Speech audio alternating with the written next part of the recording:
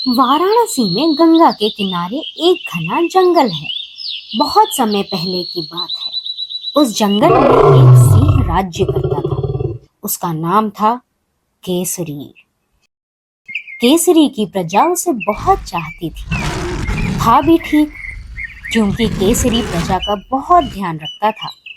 उनके दुख दर्द में साथ देता था, सभी की सहायता करता था। उसके राज्य में कोई भूखा नहीं रहता था और ना ही किसी को कोई अभाव था। पर केसरी में बहुत बड़ा दोष था। वो था स्वार्थी। यदि कोई वस्तु उसे पसंद आती थी तो उसे वो दूसरों को बिल्कुल नहीं दिखाता था। उसकी ये बात भालू, रीछ, वानर, लोमड़ी और किसी भी जानवर को अच्छी नहीं लगती थी। पर कहता कोई प्राणी कुछ भी नहीं था, क्योंकि वो बड़ा था, राजा था। उससे सभी डरते थे, कहते भी तो कैसे। एक दिन की बात है। केसरी घूमने निकला। उसके साथ था उसका मंत्री भालू। उसका नाम था भास्कर। भास्कर और केसरी घूमते घूमते गंगा नदी के किनारे पहुंचे। वहां भास्कर ने नाव में बिठाकर महाराज केसरी को सैर कराई। अचानक केसरी का ध्यान गया कि गंगा का पानी बह बहकर पूर्व दिशा की तरफ जा रहा है। केसरी के राज्य की सीमा तो वहां समाप्त हो जाती थी, पर उसने देखा कि पानी बहकर उसके राज्य से बाहर जा रहा है। उसने अपने मंत्री भालू से पूछा, भास्कर, यहाँ से ये पानी किधर जाता है? मुगल सराय की ओर महाराज, पतवार से नाव आगे बढ़ाते भालू मंत्री ने उत्तर दिया। मुगल सराय में नदी के पास जंगल में भी एक शेर रहता था। उससे केसरी बड़ा चिढ़ता था। केसरी को बहुत बुरा लगा कि उसके राज्य से पानी वहां जाए, वहां का राजा उस पानी को अपने काम में लाए। केसरी ने बिना सोचे समझे भालू को आज्ञा दी, मंत्री जी, इस पानी को दूसरे राज्य वाले जंगल में जाने से रोक दो। कल सुबह तक यहाँ बांध बन जाना चाहिए। मंत्री था बड़ा बुद्धिमान। ये सुनते ही उसका माथा ठनका। वो जानता था कि गंगा में पानी बहुत है। यदि बांध बनाया जाएगा तो उसके जंगल में बाढ़ आ जाएगी। उसने बड़ी विनम्रता पूर्वक सिंह से कहा, महाराज, कभी ऐसा ना हो कि वो बांध बनाने से हमें ही नुकसान हो। तुमसे जो कहा जा रहा है वो करो, नथुने फुलाता हुआ शेर बोला।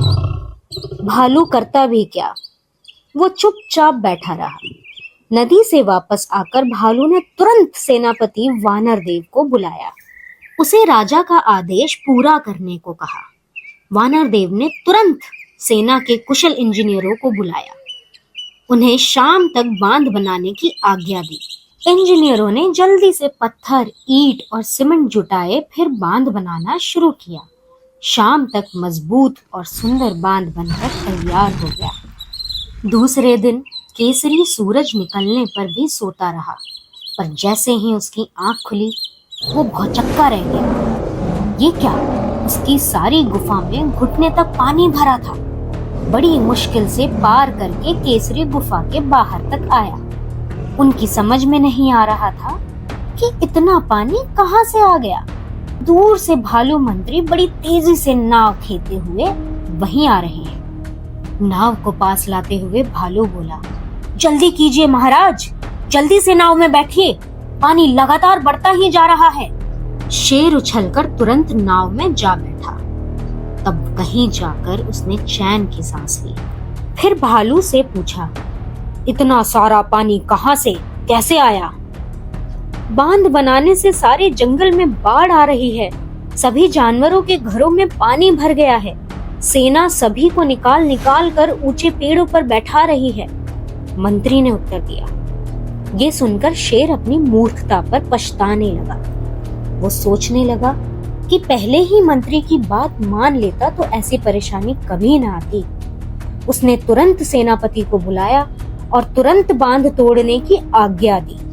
सैकड़ों वानर इस काम में जुट गए। कुछ ही समय में बांध टूटकर गिर पड़ा। जंगल में आई बाढ़ दूर हो गई। तब सिंह ने चैन की सांस ली। नाश्ता करते हुए शेर भालू से बोला, मंत्री जी, आपकी बात न मानकर मैंने भूल की। सभी को इतना कष्ट सहना पड़ा, पर मैंने सोचा कि सारा पानी जब हमारे पास रहेगा तो हम उससे अधिक फायदा उठाएंगे। पड़ोसी राजा से कर लेकर भी उसे पानी नहीं देंगे। भालू बोला, महाराज, नदी का पानी तो भगवान की देन है। उस पर जितना अधिकार हमारा है उतना ही दूसरे का भी है। भगवान के ही बनाए हम सब हैं। भगवान ने ही सब चीजें दी हैं। सभी को मिलजुल कर उनका प्रयोग करना चाहिए। इसी में सबकी भलाई है। जो किसी चीज पर अपना अधिकार जमाता है वो जरूर दुख पाता है। केसरी की समझ में भी बात आ रही थी। वो सिर हिलाता हुआ बोला, ठीक कहते हो तुम। मेरी तुच्छ बुद्धि के कारण ही तुम सबको दुख उठाना पड़ता है। इस घटना ने मेरी आंखें खोल दी हैं।